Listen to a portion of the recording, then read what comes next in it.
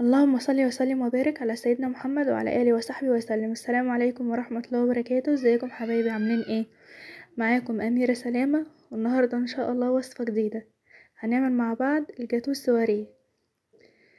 الجاتو السواريه بيبقى اصغر من حجم الجاتو العادي، شكله حلو قوي وسهل وبسيط. يلا نفرح ولادنا ونعمله لهم في البيت. يلا نشوف هنعمله ازاي. عندي هنا عدد 2 بيضة، بس يكون حجم كبير. لو حجم صغير يبقى 3. عليها باكت من الفانيليا، ومعلقة كبيرة من الخل، ومعلقة صغيرة من محسن الجل. وعندي هنا ربع كيلو من الدقيق الاسبونج الشوكولاتة الجاهز، وعليه ربع كوباية من المية. هضربهم كويس جدا بالمضرب الكهربائي او في العجان لغاية ما قوامه يفتح شوية ويبقى قوامه تقيل خالص زي الكريمة كده، زي ما هنشوفه مع بعض دلوقتي. وطبعا انا مولعه الفرن عشان يسخن معايا كويس جدا لغايه اما اخلص ضرب في الكيكه. شايفين قوامه فتح اهو، باين قوي معايا. مجهزه بقى صاج مقاسه 30 في 40، وفرشاه بورق الزبده عشان احط فيه خليط الكيك اهو. يلا بقى ننزل بالخليط بتاعنا. طبعا لو انت عايزه السمك يبقى اتخن من كده هتصغري المقاس شويه، بس انا النهارده عملته عشان اطلع منه دستة جاتوه اللي هو 12 قطعه. هنفرد بقى الخليط كويس جدا ونحاول نسوي السطح بتاعه عشان يبقى كله مقاس واحد وارتفاع واحد. هسويه بأي حاجة عندي، مسطرة، اسكرافر، اسباتيولا، اي حاجة عندك. ولو ما عندكيش اي حاجة من الحاجات دي قصي طبق فل وسوي بيه عادي. بالطريقة دي كده هخبطه خبطتين بقى على الارض وادخله الفرن على درجة حرارة 180. هيقعد حوالي ربع ساعة وهيطلع بالجمال ده. طبعا بختبره بستكس. نعمل هنا كريمة. عندي نص كوباية من السكر، كوباية الا ربع من كريم شانتيه الخام، وعليه معلقة كبيرة من اللبن البودر، معلقتين كبار من الكاكاو الخام، وباكت من الفانيليا، ومعلقة كبيرة من الباستري كريم. وعندي هنا معلقة كبيرة من النوتيلا اختياري، بس بتعزز الطعم قوي وبتخليه حلو. هحط بقى المية، كل المكونات مع بعض، نص كوباية اهو. هنزل بشوية بشوية، ما تنزليش بالمية كلها عشان كل كريمة بتختلف عن النوع التاني، عشان ما يبقاش معاكي خفيف قوي، لكن لو تقيل هتخففيه واحدة واحدة عادي. انا هنا بحط شوية بشوية من المية لغاية ما يوصل للقوام اللي انت حباه، بس طبعا لما بيبقى القوام تقيل بيبقى حلو. هفضل اخفق بقى في الكريمه بتاعتي لغايه ما اوصل للقوام اللي انتوا هتشوفوه دلوقتي. ما تنسوش تحطوا لايك وتشتركوا في القناه وتفعلوا الجرس على الكل عشان يوصلكوا كل جديد بقدمه. ولو ليكوا اي استفسار او اي تعليق يا ريت تقولولي في الكومنتات، ويا ريت تدعولي دعوه حلوه من قلبكم بمناسبه الشهور المباركه اللي احنا فيها دي. هنضرب بقى كويس جدا. طبعا انتوا شفتوني وانا بنزل شويه بشويه بالميه عشان ما تخفش معايا مره واحده وما اعرفش اعمل ايه. بالقوام اللي انتوا شايفينه ده كده تمام.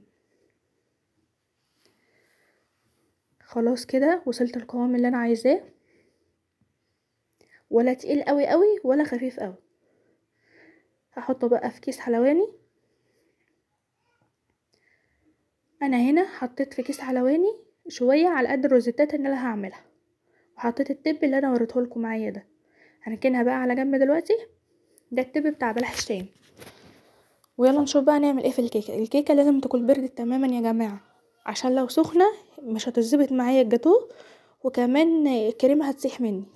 هقلب كده الصاج وهقلب بقى الجاتوه الكيكه عشان اشيل ورق الزبدة من تحتها. بس الاول هقسمها النصين كده قد بعض. لو مش هتعرفي تعمليها بالنظر كده زي ما انا عملت قيسي بالمسطرة عشان ما تطلعش واحدة اكبر من واحدة. طبعا ممكن تعملي 3 طبقات بس هتطلع معاكي حوالي 6 قطع بس، يعني تقسمي بدل نصين تخليهم 3 وتحطي 3 فوق بعض. بس طبعا احنا بنعمل ميني جاتوه او جاتوه سواريه، فالقطعة حلوة قوي وعلى قد الاطفال. كده انا شلت جزء اهو. هضيف بقى شوية من الكريمة، هسويها بقى بالمعلقة بسباتيولا بأي حاجة عندك. سهل وبسيط جدا. لو عندك مناسبة عيد ميلاد ولادك او جوزك اعمليه في البيت وهيفرحوا بيه جدا جدا، وانضف طبعا واوفر من المحلات. دلوقتي بقينا نسمع ارقام خزعبلية كده غريبة، فاحنا نجيب الحاجة ونعمله في البيت اضمن وانضف. كده سويت الكريم على قد ما اقدر. هحط بقى الجزء التاني من الكيكة. شايفين بتتشال بكل سهولة اهو من الورق الزبدة. هقلب كده اخلي الوش تحت. الجاتوه ما بيتسقيش يا جماعة، مش زي التورت ما بنسقوش اي حاجة. هحط بقى باقي الكريمة. المقدار اللي انا كنت عاملاه ده كان على قد الجاتوه بالظبط. طبعا انا بعتذر على الصوت اللي جنبي ده، بس انا عندي اطفال يعني، ربنا يبارك فيهم ويحفظهم هم واولادكم يا رب العالمين. هنسوي كده برضو على قد ما نقدر، بس لازم بقى السطح من فوق نسويه على قد ما نقدر ويكون املس خالص، عشان لما نيجي نزينه من فوق ما يبقاش فيه تجزيعات ولا تكتلات ولا الحاجات دي. فانا هجيب اي سكرافر كده وهسوي بيه السطح تماما، او مسطرة عندك. هنا انا بفرد بس بالمعلقة وبعد كده هسوي كويس جدا. اهو جبت السكرافر وهفضل امشيه بقى عليه رايح جاي لغايه ما يتسوى تماما. طبعا بعد ما احنا بنسويه كده لازم يقعد في الفريزر مش اقل من 3 او 4 ساعات عشان يطلع معاكي مظبوط. لكن لو اشتغلتي فيه كده على طول الكيكه هتتبهدل، غير كده مش هيطلع مظبوط معاكي. شايفين انا بحاول اسويه باي طريقه زي اللي قدامكم كده. ادخله بقى الفريزر مش اقل من 4 ساعات ونرجع نشوفه مع بعض. هنا خلاص بقى كنت طلعته من الفريزر. عندي بقى هنا نوتيلا سيحتها على حمام مائي وحطيت عليها معلقتين من الزيت وهفردها كده بقى عليه.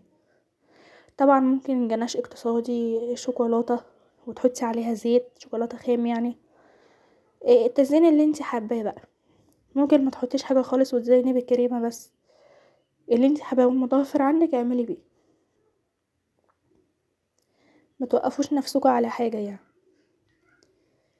هسوي كده برضو بس بسرعه بقى، عشان مادام طالع من الفريزر الشوكولاته بتمسك عليه بسرعه ومش هتتفرد معاكي بسهوله، فحاولي تسرعي ايدك في الخطوه دي.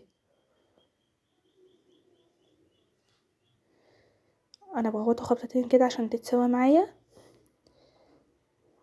هدخلها برضو التلاجة شويه. عندي هنا سيحت زبدة لوتس وهعمل بقى عليها تجزيعات من فوق كده شكل عشوائي، الشكل اللي انت حباه برضو. الجاتو ده يا جماعة كان طعمه تحفة فوق التحفة كمان، حلو جدا والشوكولاتة فيه باينة قوي، فالناس اللي بتحب الشوكولاتة هتحبه جدا. هنا خلاص دخلته التلاجة كمان شوية. هساوي الحروف بقى بتاعته. طبعا دي ما بتترميش، دي بنعمل منها احلى كبات. طبعا هي مش هتستنى تعمل معاكي كبات، هما ولادك هياخدوها منك على طول وانتي واقفة. هساوي كل الاطراف معايا كده.